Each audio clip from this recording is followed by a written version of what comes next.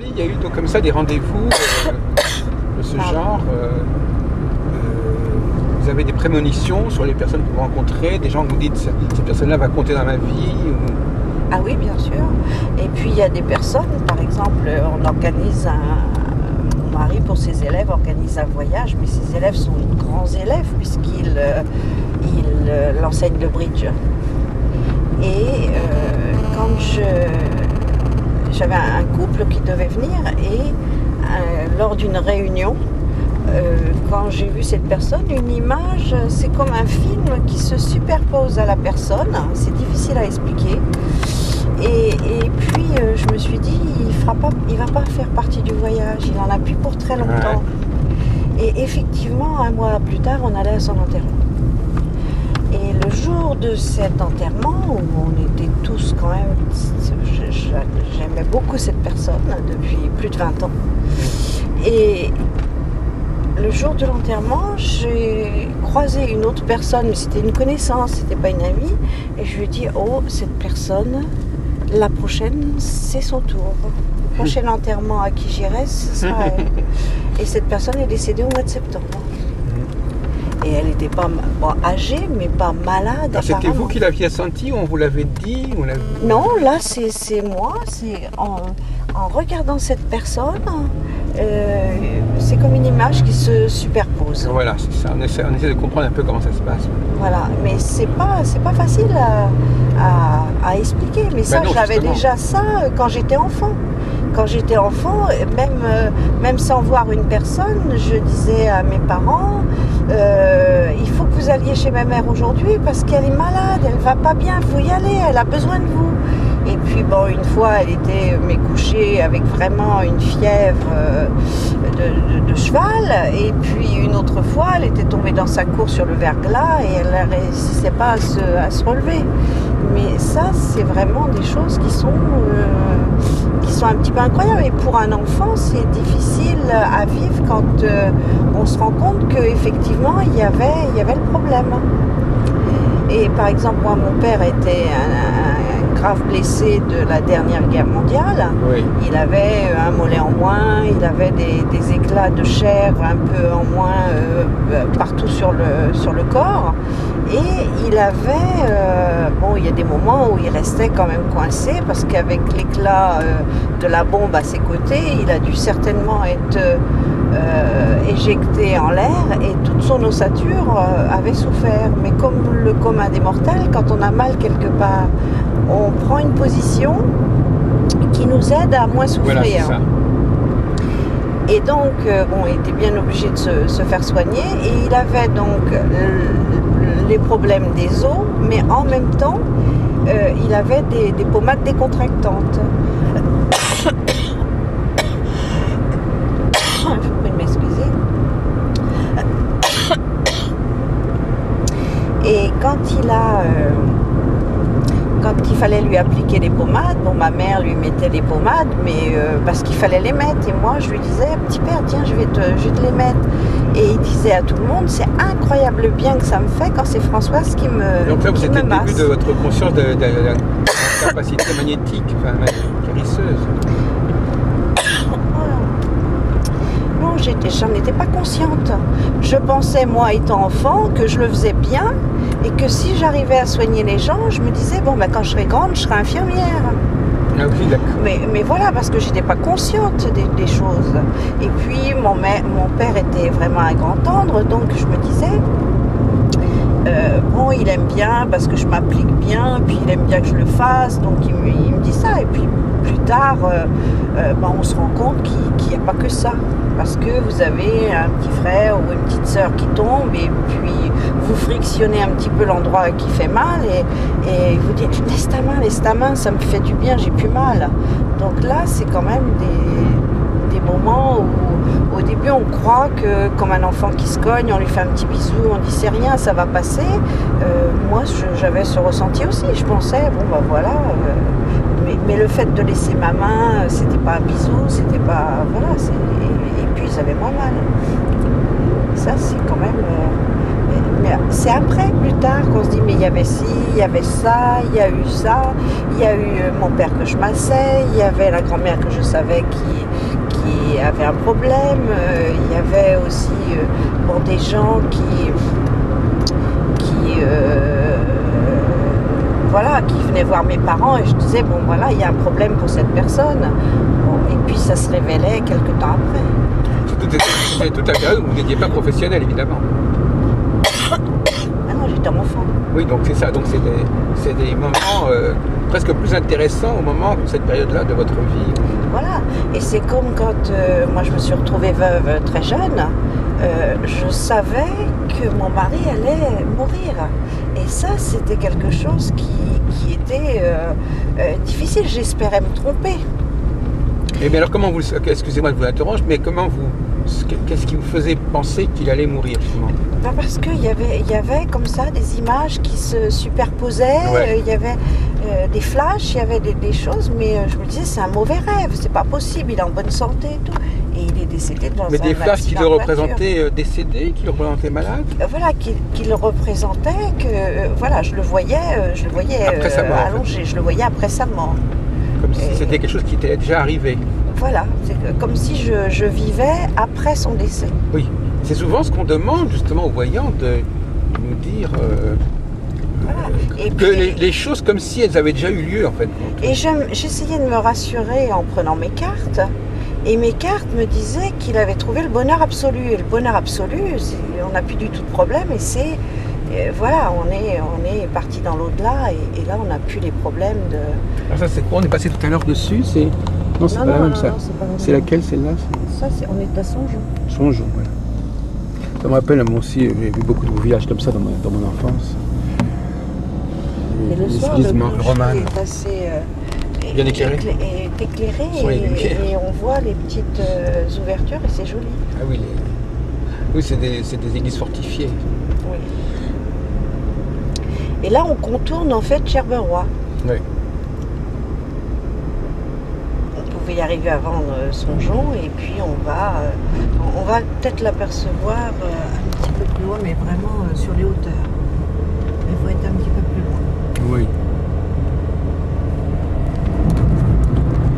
Et vous avez aussi à Marseille par ici. Marseille en Beauvaisis, oui.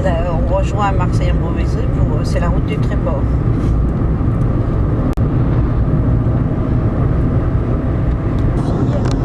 À Londres, oui. À Londres au mois de novembre.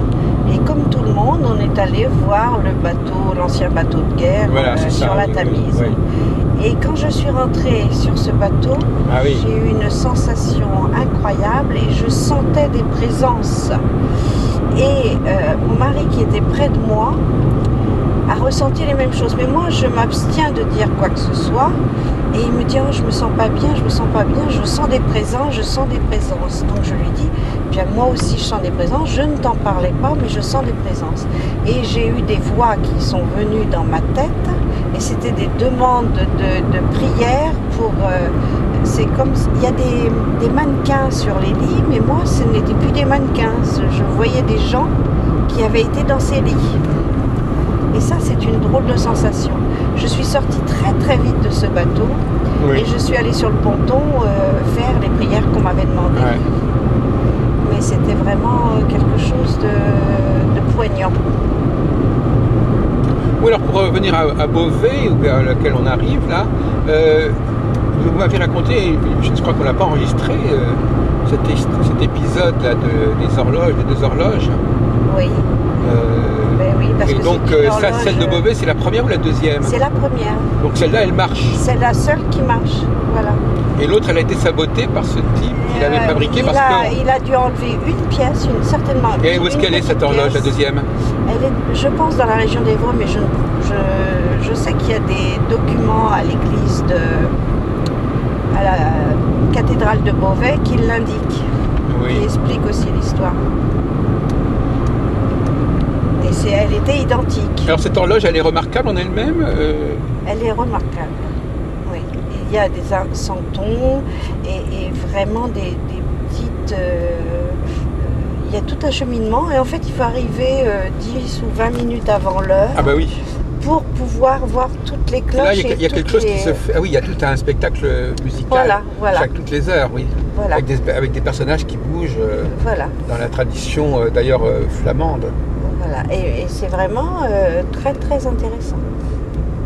Est-ce que vous savez, je ne sais pas si vous connaissez un peu l'histoire de Beauvais, mais... Bon, c'est une ville qui a quand même été entièrement rasée pendant la dernière guerre mondiale. Ah oui? Et donc, c'est vraiment une ville pratiquement reconstruite de partout, sauf la cathédrale qui a été protégée. Elle a été attaquée par Charles le Téméraire. Ah, mais il s'en est passé beaucoup de choses. C'est là, justement, c'est là qu'il y a eu Jeanne Hachette qui a fait la défense.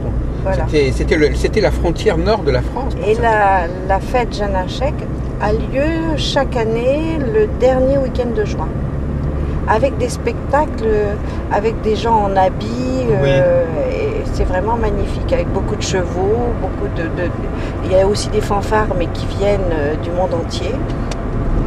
Et c'est vraiment très très joli. La ville est vraiment en effervescence à ce week-end-là. Alors revenons à vos consultations qui sont quand même très souvent par téléphone. Donc comment ça se déroule? Les personnes, vous tirez les cartes pour elles en fin de compte, oui. Ou alors vous vous branchez sur elles, enfin, vous arrivez à maintenir votre faculté médiumnique. Je ne sais pas si vous vous considérez comme médium. Mais je prends un rendez-vous. Si par exemple une personne m'appelle et que je suis en train de faire quelque chose qui n'a rien à voir avec... j'ai besoin d'une concentration. Oui. Et donc je demande aux gens, je dis vous me laissez une dizaine de minutes. Vous me rappelez. Voilà. Et les gens me rappellent. Et puis là, voilà, c'est parti et c'est tout le ressenti. Voilà, je suis déjà concentrée avant de commencer. Voilà. Mais c'est vrai qu'il y a des gens. Donc c'est par la voix, c'est déjà le contact s'est fait. La voix. Je leur demande leur date de naissance, leur heure de naissance. Je sais, aussi leur trait de caractère par rapport à leur signe. Vous n'êtes pas numérologue? Non, je ne fais pas de numérologie. Mais enfin, ça vous aide à un peu situer la personne, par la voix, etc. Voilà. Et puis, alors, comment se fait le dialogue, alors, finalement? C'est vrai que vous préférez parler, en fait, je crois. Oui, quand les personnes m'appellent, souvent elles disent « Voilà, je vous appelle parce que je voudrais savoir... » Ah, je dis « Non, ne me dites rien. Vous verrez, je veux me rendre compte par moi-même. » Parce que quelquefois, les gens, ils auraient même tendance à vous dire quelque chose dans le sens de ce qu'ils veulent, mais c'est pas l'actualité. Et je veux pas être... ils veulent vous manipuler un petit peu. Aucune influence, voilà. Et je leur dis pourquoi ils m'appellent. Et là, c'est vrai que les gens souvent me disent j'ai jamais vu de voyant comme vous. Alors comment est-ce qu'on sait qu'une consultation doit être terminée en fin de compte? Est-ce qu'il y a un timing déjà? On dit voilà, ça va durer 15 minutes parce que de toute façon, c'est vrai qu'il y a des problèmes d'horaire. Oui, non, mais alors moi je suis pas du tout comme ça. Je dis aux gens, si ça dure une trentaine de minutes, ça fera tant, et la barre haute, sans limitation de temps, c'est tel prix. Mais je sais quand je discute, je vais diminuer un petit peu de temps parce que je vais donner un exemple, je vais évaluer. Oui. Mais parce que vous avez des gens qui comprennent au quart de tour, vous n'avez pas besoin de leur donner d'exemple pour qu'ils comprennent. Mais vous avez des gens où il va falloir leur donner un exemple. Voilà, donc voilà, et donc les gens, je leur dis ça fera tant parce que j'évalue mon travail à tant de temps. Et c'est pas parce que j'ai donné un exemple qui m'a pris 2-3 minutes en plus un autre exemple. J'évalue et à aucun moment je n'ai envie que la personne en ait pas pour son argent en fait. Non. Et puis ils savent qu'ils peuvent me rappeler, ils savent aussi ça. Oui, je vois ça. Mais il y a un moment donné, parce qu'on peut se poser les questions moi par exemple j'ai été consulter une amie il y a quelques jours, on se demande à quel moment il faut arrêter la consultation. Est-ce que vous disiez vous-même on peut recouper, revérifier, Oui, non, mais parce que la personne en fait, quand on pose une question, par exemple, il faut toujours la poser dans le sens positif pour soi. Et on va jamais dire oui ou non. Il y a toujours des choses pour arriver aux événements et c'est ça qu'il faut expliquer. Mais vous avez des gens qui vont essayer de vous poser une question pour essayer de vous amener à aller dans leur sens. Et là, je leur dis, c'est pas utile. La question que vous me posez là, elle n'est pas nécessaire. Oui. Bon, alors, je vais poser une autre question. Et puis, voilà. Mais ça, c'est difficile de dire aux gens, stop, vous en savez assez, vous avez la réponse à vos questions. Oui. Et ça... Mais alors vous allez utiliser, alors si la conversation se poursuit, il faut passer avec d'autres supports, comment ça se passe? On change de jeu? J'ai pas forcément besoin d'un autre support, non. Vous replongez dans le... Vous dites, je vais encore aller plus loin, ou je vais comment? Je vais aller plus loin, mais si par exemple, les gens profitent aussi, par exemple, de m'appeler pour poser une question pour une toute autre personne. Alors là, je prends un autre jeu de cartes. Là, c'est différent. Ah oui, si c'est pas la même personne, on change de jeu. Oui. Voilà, et le temps de battre les cartes, déjà, je m'identifie à l'autre personne. Alors justement, à ce sujet, on a abordé un peu rapidement cette question. Les cartes, quand même, il y a telle carte qui sort, vous savez que c'est cette carte-là, quand même. Même si vous en faites quelque chose d'autre. C'est quand même, il y a quand même un message. Il y a un départ. Mais vous savez, Béline, qui était un des plus grands médiums contemporains, avait ses cartes en support. Alors vous avez des gens qui vous disent tout par flash, tout par...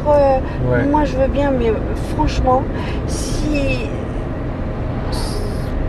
Je vois difficilement être tout le temps, vous croisez une personne dans la rue, vous dites, ah ben celle-là va se casser la jambe, ah ben celui-là, ça crée une sorte d'écran, vous dites, tant que je n'ai pas sorti les cartes, je me branche pas, je ne peux pas développer mes dons.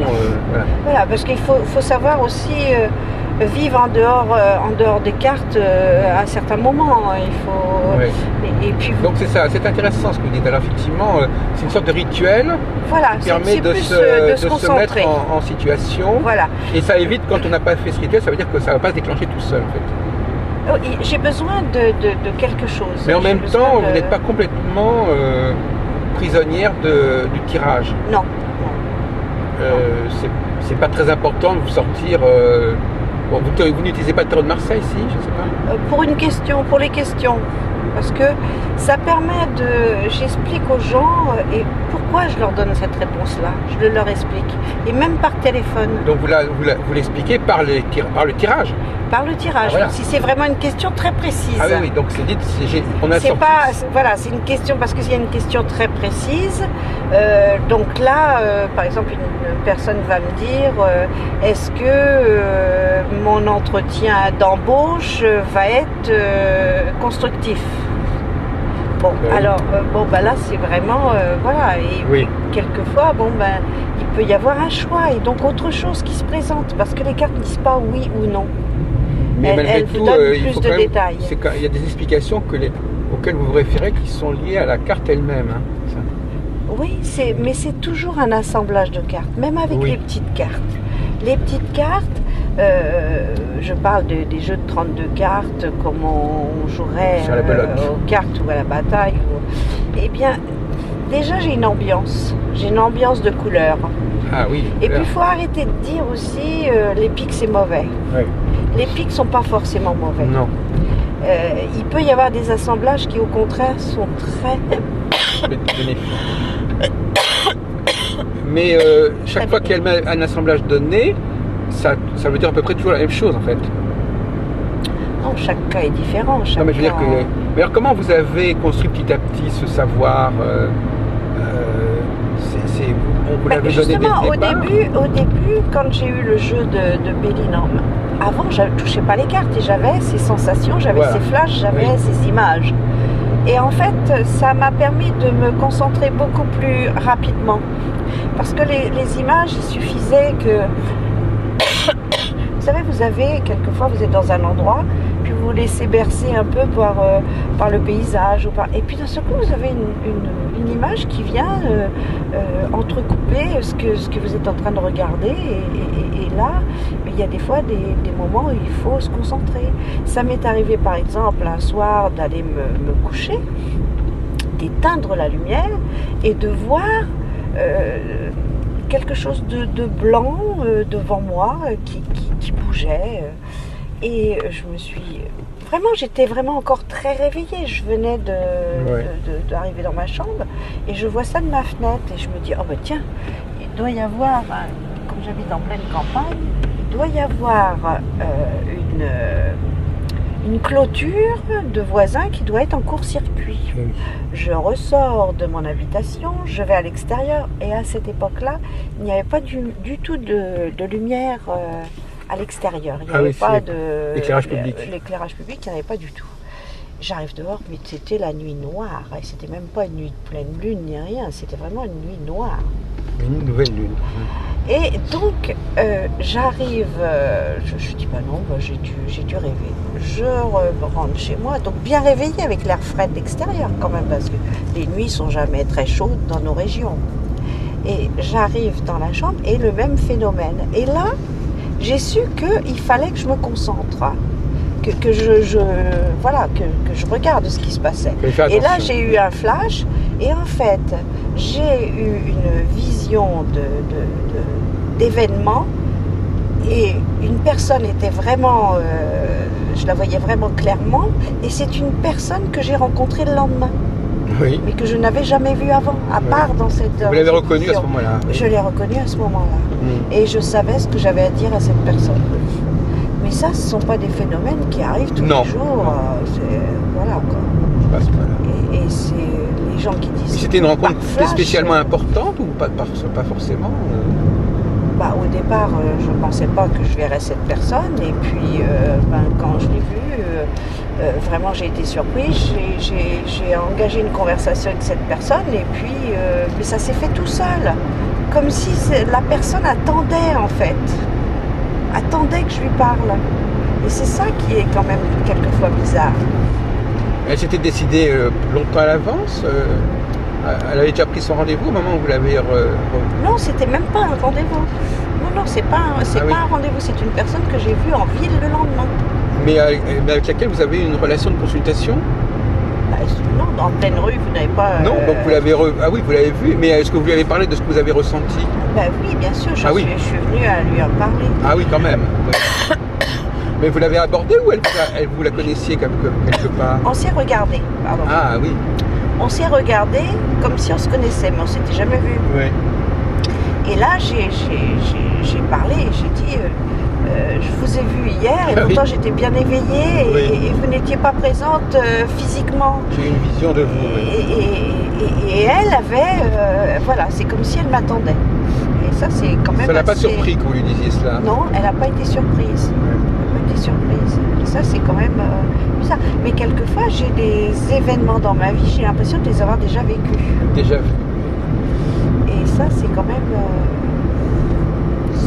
Pas toujours facile. On se dit, Ce qui veut dire qu'effectivement les choses étaient déjà arrivées en quelque sorte.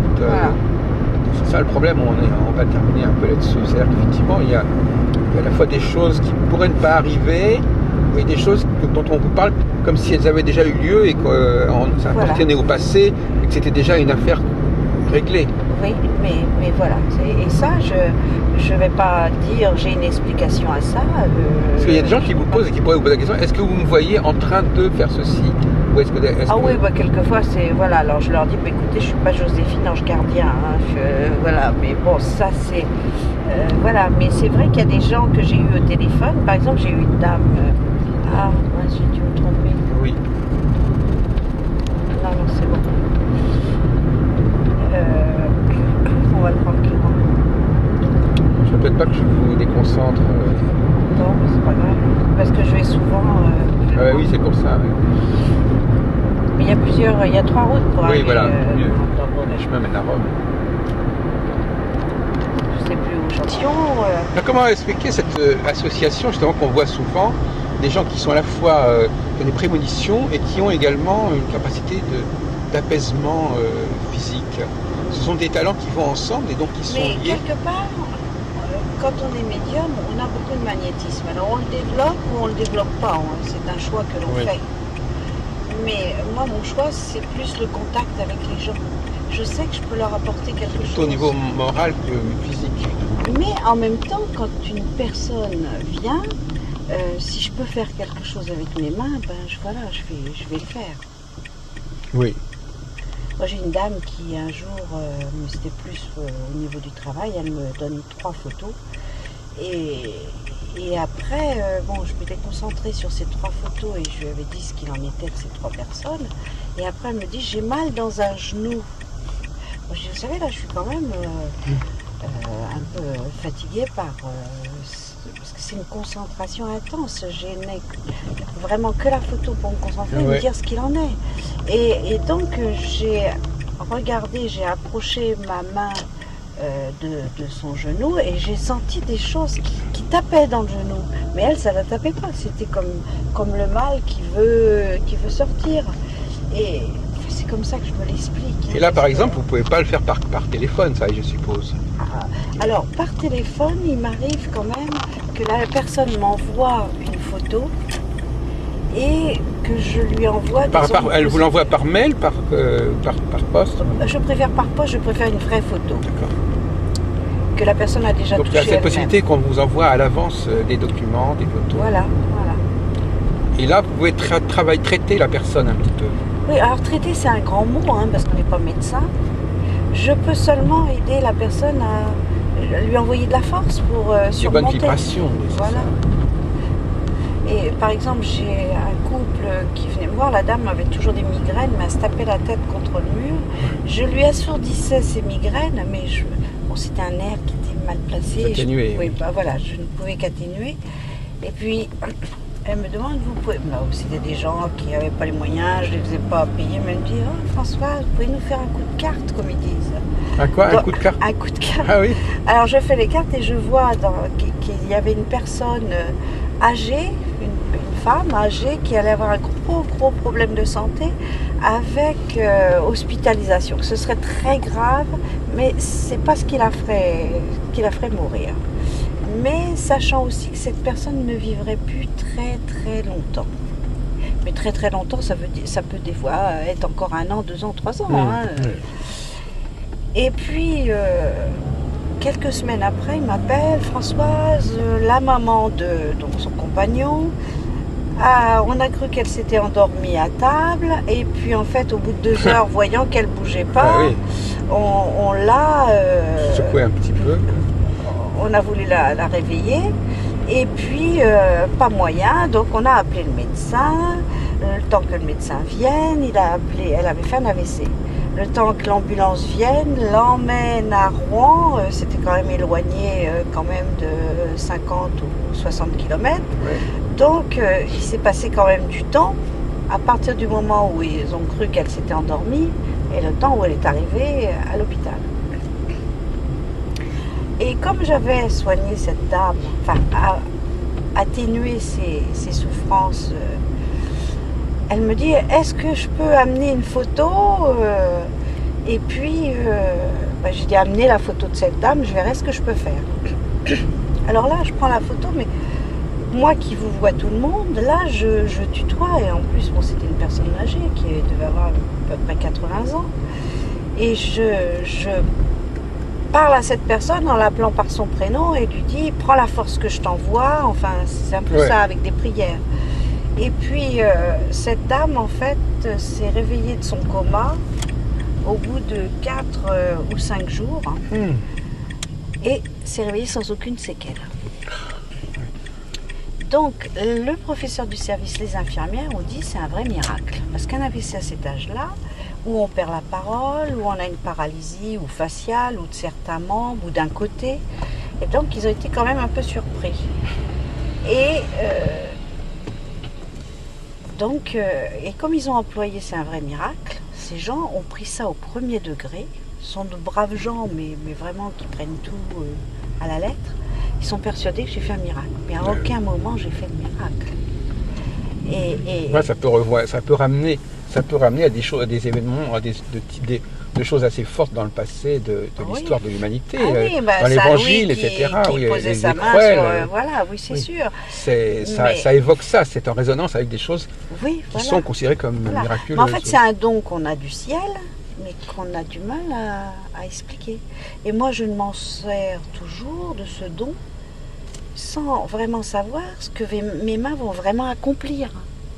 J'essaie d'envoyer de la force, je le fais avec mon cœur, avec toute la force que j'ai en moi, mais je ne connais pas ce qui va en résulter vraiment. Je fais tout pour. Et puis, le monsieur m'a envoyé une carte pour me remercier. Et cette dame, elle a continué à vivre quelques années? Elle a continué, non pas quelques années. Quelques mois après, ils m'ont appelé. Et ils m'ont dit, voilà, la maman de son compagnon a perdu 15 kilos en 2 mois. Il faudrait qu'on ramène la photo. Et là, je savais que je ne pouvais plus rien faire. Oui, tu étais impuissante. Oui. Je savais. Et donc, je l'ai dit. Je l'ai dit parce que je ne veux pas faire croire aux gens au Père Noël. Et j'ai dit, je ne peux plus rien faire. Alors, c'est vrai qu'ils m'en ont voulu. Ah. Ils m'en ont voulu parce qu'ils n'avaient pas voulu essayer. Et j'ai dit, mais je peux pas, je ne fais pas de miracle. Mais si, t'en as déjà fait un, qu'elle me dit. Oui. Bon, j'ai dit non, je rends personne immortelle. Voilà quoi. Mais donc ils m'en ont voulu. Ils sont revenus me voir au moins 6 mois après le décès de cette dame. Oui. En s'excusant, mais je leur ai expliqué. Je leur ai dit, mais quoi demander de mieux que de partir tout doucement, en s'affaiblissant, sans être alité, en ayant toute sa tête, aucune paralysie. Bon ben voilà, le corps, il était fatigué, il n'en pouvait plus, et puis bon Dieu l'a rappelé. Mais vous savez, les gens ont du mal à accepter. Oui, on va un petit peu, c'est un acharnement, il ne faut pas tomber dans l'acharnement thérapeutique. Voilà. Et là, je savais que je pouvais rien faire. J'allais pas. C'est pas mon style de faire croire que voilà quoi. C'est comme des gens qui posent des questions et qui ne sont pas d'actualité, auxquelles on ne peut pas répondre. Et ça, je leur dis, c'est pas le moment de poser cette question. Vous avez des tas de choses à régler avant. Et voilà, parce que les gens, ils aimeraient savoir jusqu'à la fin de leur jour. C'est comme si vous me demandiez, est-ce que je vais mourir d'un cancer, de la maladie d'Alzheimer, d'une crise cardiaque, machin et tout, quoi. Bon, on peut savoir si on va mourir d'une mort violente ou pas, mais bon. Quand et puis on n'a pas le droit de le dire. On n'a pas le droit de le dire. On ne peut pas se substituer à ce qui est là. Alors Beauvais, c'est une ville qui a 4 fleurs. C'est une ville fleurie qui fait partie des plus jolies. Si vous pouvez remarquer, il y a vraiment des décorations qui sont vraiment... et partout en ville. Ah oui, alors je suis venue à la gare. Ah oui. Comment est-ce qu'ils sont mis en place? Comment est-ce qu'ils sont... Mais ça date du temps des sorcières. Hein, oui, mais enfin, je veux dire, à votre avis, comment est-ce qu'ils s'émergent, ces supports Ce sont des voyances, ce sont des messages, ce sont des traditions. Parce que c'est paradoxal de s'intéresser à des supports sans savoir d'où ils débarquent, d'où ils sortent. En fait. Oui, c'est sûr. Mais bon, moi, je ne me suis pas vraiment posé de questions puisque c'était surtout des flashs, c'était surtout du ressenti. Oui, au départ, oui, bien sûr. Après, bon, ben, c'est vrai que je me suis servi du jeu de Béline pour quand j'avais une sensation, pour voir si elle était vraie, si elle était réelle, et à chaque fois j'avais confirmation. Alors la confirmation, elle venait du fait que telle carte sortait particulièrement. Donc cette carte-là, elle était chargée d'une signification. Voilà. Mais bon, j'ai pas forcément besoin des cartes, mais quand c'est pour soi, personnellement, on a toujours peur de se tromper, ou on espère se tromper. Et moi, pour le décès de mon mari, j'espérais me tromper. Oui. Et puis, bon, et on pourrait éventuellement interférer. Voilà. Et en fait, il n'y a pas de hasard dans la vie, et j'ai rencontré une personne qui faisait les cartes, mais qui était surtout astrologue. Il a d'ailleurs fait des thèmes pour Elisabeth Tessier. Parce qu'Elisabeth Tessier, c'est pas elle qui fait tous les thèmes. Oui, c'est comme Madame Soleil. Elle se fait aider, comme beaucoup. Donc elle avait fait une proposition sur un journal et donc elle ne peut pas répondre à tout. Elle est obligée de se faire épauler. Et puis j'ai donc rencontré ce monsieur par le plus grand des hasards, qui s'est révélé être Ah, très là où judicieux. c'est barré. Ah oui, alors il faut aller plus loin. Ah, ça c'est sûr. Le travail. Et il habitait dans la région parisienne, ce monsieur? Non, il habitait dans la région de Mantes. Oui, d'accord, 78. Oui, 78, Bonnières. Ah, Et donc, je connais ce monsieur. Oui, ça m'est difficile de citer son nom. Non, mais peu importe. Parce que pour moi, c'est un grand ami, mais je veux pas. Ouais. Et donc, il m'a... on en est venu à parler des cartes, et lui faisait les cartes avec un petit jeu de 32 cartes, et moi, je lui faisais les cartes. En fait, on faisait un échange. Et puis, j'ai bien senti ces petites cartes. Et il existe... Je suis allée au Japon, et un jour... Partout où je vais, j'achète un jeu de cartes. Chaque fois que j'en ai la possibilité. Mais pas des jeux de cartes avec les monuments, les choses comme ça. Le jeu de cartes vraiment traditionnel. Et j'ai trouvé ce jeu génial. Parce que les Japonais, en fait, les cartes, j'aurais pu vous les montrer, mais j'ai pas eu. Oui. Elles expliquent vraiment tout. Ah bon? C'est les mêmes cartes? C'est les mêmes cartes que nous avons? C'est les mêmes cartes, mais en fait, les visages sont quand même assez patibulaires. Ah, vous parlez pas des cartes, là, je voulais parler quand même de les cartes. Mais c'est quoi? Vous parlez des atouts? Vous parlez des Je regarde. Le roi, la reine ou bien ce sont les cartes du tarot? Non, les cartes d'un jeu comme un jeu de 32 cartes. Mais... 54 cartes. Ah, donc les personnages, c'est quoi? Les personnages, c'est les les valets, les rois, les reines ou c'est... Chaque carte, même si c'est même si c'est un 8 ou un 7 ou un 3 ou un 2, il y a toujours une illustration par un personnage. Ah, oui. Et ce personnage, en fait, eh bien, on voit par exemple le 10 de carreau. Vous avez toujours tendance à dire un 10 de carreau, c'est un petit peu les changements, ce sont les voyages, eh bien, quand on regarde le 10 de carreau dans le jeu japonais, eh bien vous avez une personne qui regarde avec une longue vue ce qui va se passer au loin ou par la suite. Ah, oui. Et ça, c'est vraiment ça va être difficile de se garer. Bon, se garer. Elle est là, la cathédrale? Elle est là sur la droite, et là vous avez le musée de la tapisserie.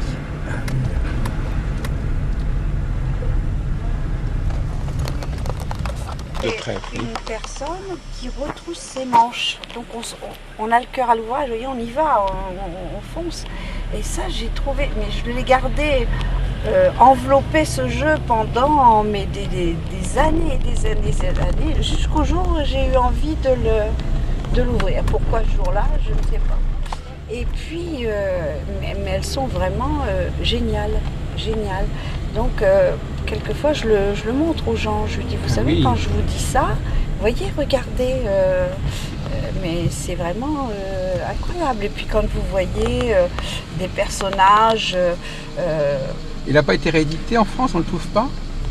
Ah non, un jeu japonais en France, j'en ai jamais trouvé. Mais alors vous, quand vous parlez, par exemple, là, vous me parlez de 10 de carreau, mais c'est quand même des significations qu'on trouve dans les livres, c'est ça, en fin de compte? Oui, mais vous avez aussi des... Voyez, moi, un jour... Tenez, vous avez une carte. Ah oui, mais elle va s'y mettre devant. Là, peut-être pas. Ah, c'est vraiment gaspillé. On ne sait pas très bien d'où ça sort. Non. Et puis on voit ce que ça donne. C'est ça un peu ce que vous faites. Voilà.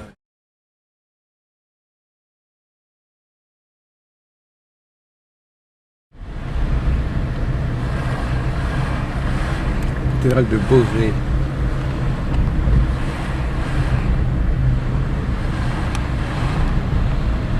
On a vu récemment la cathédrale de Reims.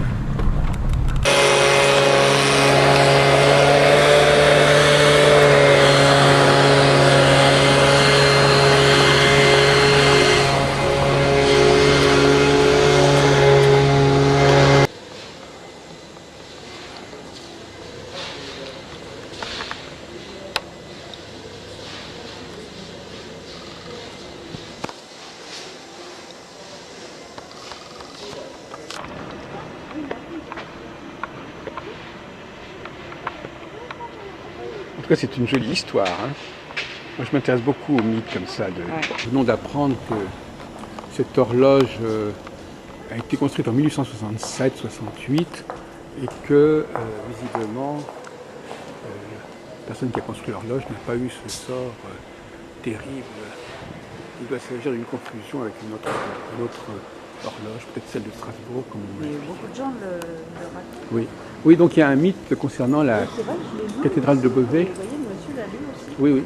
Mais vous imaginez bien que quand vous situez la période, c'est un canular. Ces cathédrales, elles avaient justement des illustrations en permanence, il en reste très peu de choses. Donc c'est très difficile pour l'historien de reconstituer le passé, parce qu'il y a des choses qui disparaissent, effectivement.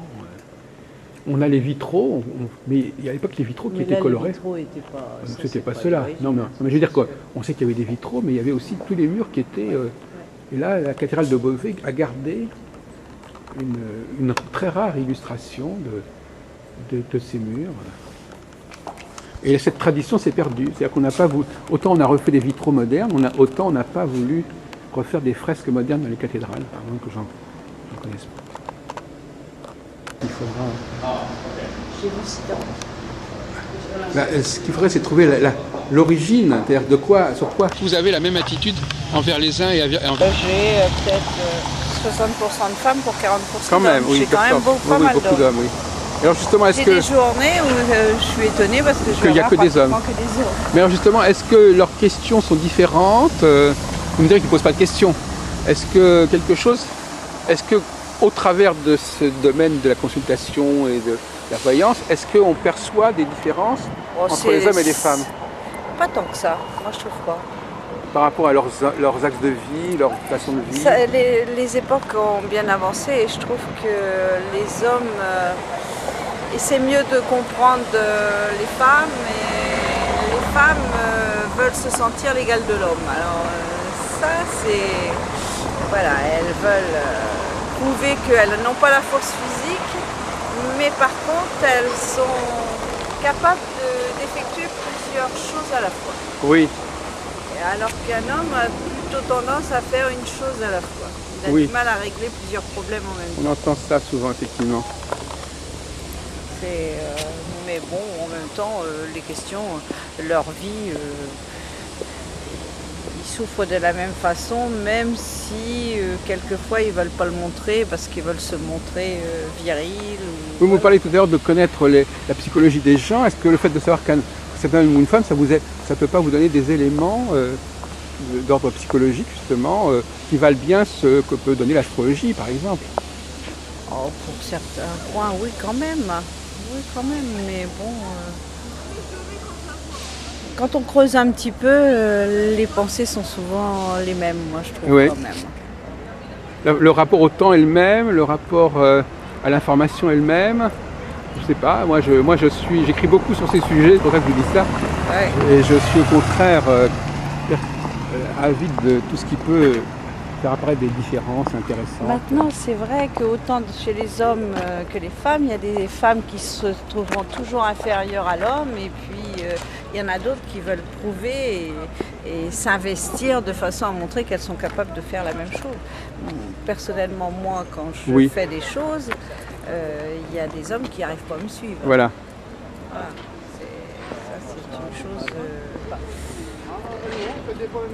qui est plutôt même évidente. Vous avez surtout élevé des enfants, des filles, vous? J'ai 2 filles. Oui, donc il n'y a pas eu de garçons. Non. Oui. Vous auriez... Et je me suis entourée beaucoup de mes neveux et nièces. Ah oui. Pour pas que ma fille soit seule, je prenais beaucoup d'enfants en même temps à la maison. Et qu'est-ce que vous pensez donc justement de ces... On a parlé tout à l'heure des miracles, de ces prophéties, enfin justement il y a une partie de légende dans tout ça, en fin de compte. Il y a des choses dont on ne sait pas très bien d'où elles viennent, d'où elles sortent. Qu'est-ce que vous pensez par exemple de Nostradamus? Est-ce que c'est un personnage qui vous parle? C'est un exemple à suivre? C'est une référence? Bon, il y a beaucoup de gens qui en font une référence, mais moi je ne sais pas d'aller chercher loin en arrière, et puis je ne veux pas me poser de questions, ni quand sera la fin du monde, comme beaucoup en ont peur. Ils se voient déjà partir dans certains endroits qui risquent d'être... Ah oui. On ne pose pas ces questions. Mais par contre, est-ce qu'il y a pour vous des astrologues qui ont vraiment fait des prévisions remarquables au cours des 30 dernières années. Dans les dernières années Dans les 30 dernières années, par exemple, avoir prévu la fin du communisme en Europe de l'Est, des choses comme ça. Est-ce qu'il y a ou Madame Tessier, dont vous parlez tout à l'heure, est-ce qu'elle a parfois dit des choses intéressantes Est-ce que vous avez suivi C'est vrai que c'est une très bonne astrologue, ça, oui. Ça c'est sûr que quand je lis des articles ou des choses ou que j'apprécie de l'écouter. Maintenant, je ne suis pas assez impliquée dans l'astrologie. Oui. Moi, c'est vraiment pour une personne, je vais regarder vraiment ce qui va se passer pour moi-même ou pour mon entourage. Oui. Mais bon, je n'ai pas fait mon métier de l'astrologie. Hein. C'est ça, oui. C'est vraiment. Effectivement, c'est dans l'immédiat, ces informations qui vous viennent là, qu'on vous propose, des cas qu'on vous propose, qui se présentent à vous. Voilà. Je cherche à comprendre, je cherche. Alors justement, vous savez que nous, je sais pas si vous allez un peu plus sur notre télévision, vous verrez que nous on a fait des choses tout à fait étonnantes au niveau des expériences médiumniques, puisque avec des médiums, on a organisé des séances de communication avec des personnages du passé. Ouais. Du passé, pas le grand-père ou la grand-mère, des personnages qui ont vécu il y a 200 ans, 300 ans, 400 ans. Ouais. Qu'est-ce que vous en pensez, Françoise? J'ai jamais essayé. Nous on a lancé ça, on a lancé cette nouvelle mode, vous verrez, entretien médiumnique avec X, Y, et c'est assez convaincant, avec Nostradamus, avec tel personnage célèbre, pour notamment résoudre des problèmes historiques. Actuel. Par exemple, la fameuse histoire, par exemple, de... voyez-vous, par exemple, je ne sais pas si vous êtes médium, mais si vous êtes médium, par exemple, on pourrait convoquer l'horloger en question. Ouais, pour lui demander ce qui s'est passé. Non, mais je ne plaisante pas en plus. Oui, hein. oui. Moi, j'ai développé cela, moi qui suis historien, j'ai développé cette idée-là. On pourrait très bien convoquer des gens pour élucider un problème. Et ça, par exemple, là, vous pourriez en effet... Est-ce que vous sentiriez d'attaque pour justement demander à tel personnage qu'il se présente et que vous puissiez avoir, par vous directement ou par l'intermédiaire d'une autre personne, un entretien sur... Je me suis jamais posé la question. Ben, écoutez, moi je vous invite à le faire parce que c'est dans vos possibilités normalement. Vous n'avez jamais convoqué en quelque sorte... parce que malgré tout, quand même, quand on fait de la médiumnité, on est amené à faire venir quelqu'un. En fait, j'ai jamais appelé quelqu'un, c'est des gens qui sont venus vers moi. Oui, c'est ça. Voilà, j'ai pas cherché à rentrer en contact avec une personne. Oui. Ben, je vous assure que ça se fait. Oui. Bah oui, je sais, parce que je le fais pour, par exemple, des personnes qui sont décédées, pour des gens. Bon, alors là, je sais ce que j'ai à leur dire. Oui. Mais c'est seulement à la demande des gens. Oui. Moi, personnellement, j'ai jamais dit... Mais par exemple, imaginons, Françoise, qu'un historien vienne vous voir. Vous savez, je crois que d'ailleurs, il y a quelqu'un, c'est Yagel Didier, qui a fait tout un livre là-dessus. Dialogue avec des personnages du passé. Ouais. Un historien vient vous voir en disant, voilà, Madame Louis, moi ce qui m'intéresse, c'est de compléter un dossier que je suis en train de préparer sur Louis XIV, ou sur Richelieu, ou sur Nostradamus, ou sur la cathédrale machin, et je voudrais avoir des précisions à ce sujet. Vous savez que c'est un créneau qui est en train de se développer. Hein, oui, bah écoutez, je ne me suis pas penchée du tout sur la question, mais j'y penserai. Est-ce que vous pourriez, moi je pense que c'est une façon d'intégrer justement la médiumnité dans la vie quotidienne, dans le travail des chercheurs. Oui, c'est une façon de... C'est une façon de... C'est vrai que quand la police vous demande de savoir si une personne disparue, à quel endroit elle peut être, bon ben voilà. Moi ça m'est arrivé des gens qui n'avaient plus perdu un petit chien ou ça. Et donc là, eh bien, ça m'est arrivé de savoir où il était. Oui. Alors vous l'avez comment localisé? Avec un pendule? Mon pendule. Voilà, c'est ça, c'est souvent le pendule. Hein. Avec mon pendule. Voilà, vous mettez le pendule sur un plan et puis... Voilà, et je sens... Voilà. Voilà. D'accord. Mais bon, j'ai jamais cherché à... Ben, vous verrez qu'on a converti pas mal de médiums à cette pratique. Ouais, pourquoi pas. Hein. Et que ça les valorise. Ils se sentent valorisés parce qu'ils ont l'impression de contribuer à la recherche historique. Oui, moi, vous voyez, je n'avais jamais entendu parler. Voilà. Et puis... Et donc, par exemple, par rapport à l'histoire de Beauvais, on pourrait interroger telle personne qui a vécu. Par exemple, on pourrait demander à Jeanne Hachette si elle a vécu effectivement de se présenter et puis de raconter des choses sur cette période. Vous savez, dans l'histoire, on l'a vu à l'instant, il y a tellement de fausses représentations, il y a tellement de lacunes, il y a tellement de choses qui sont pas claires que ça mérite vraiment de les explorer par la voie médiumnique. J'attache de l'importance à... Je ne vais pas aller rechercher dans le fin fond des événements si j'en éprouve pas vraiment l'envie ou le besoin. Oui, non, mais je comprends très bien. Mais, Et là, vraiment, jamais... Mais ça, c'est à mon avis, excusez-moi de revenir sur la question du masculin et du féminin, enfin, vous direz que vous n'êtes peut-être pas d'accord avec moi, mais ça c'est un trait féminin, justement. Parce que les femmes ont tendance à privilégier, justement, ceux qui se présentent, ce qui leur est présenté, ce qui leur est offert, ce qui leur est soumis à elles, et elles ne vont pas se casser forcément la tête à aller chercher des problèmes qui sont lointains, qui ne sont pas directement en phase avec ce qu'elles font, etc. Ouais. Mais je dis pas que je le ferai pas un jour, mais bon, pour l'instant... Non, mais instinctivement, effectivement, d'ailleurs, on a fait tout un colloque... Il y a tellement de choses à faire actuellement que, voilà... Oui, mais, bien entendu, il y a les urgences, effectivement, et puis il y a aussi des enjeux, la recherche, ça existe la recherche. Qu'est-ce qui vous fait croire? Peut-être qu'un jour, par commission médiumnique, on pourrait avoir la solution d'un problème scientifique. Hein? On pourrait redécouvrir le fonctionnement de quelque chose. On parlait tout à l'heure de cette horloge dont on a perdu une pièce.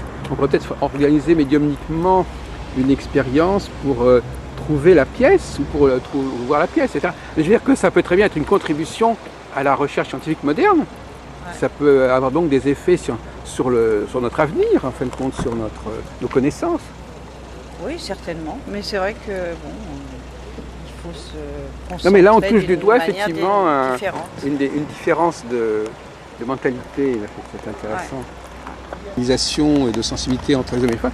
Si vous tombez sur des partenaires, des interlocuteurs hommes, et vous me dites que vous en avez près de la moitié, ils ont peut-être des préoccupations qui ne sont pas forcément... Ils ont peut-être une façon de fonctionner mentalement qui n'est pas forcément la vôtre. Ah oui, bien sûr. Et puis ils ont peut-être d'autres besoins, d'autres attentes que et c'est pour ça que je me concentre et que je m'identifie à la personne que j'ai en face de moi. Et là, je fais abstraction de moi-même. Ah oui, d'accord. C'est ça le...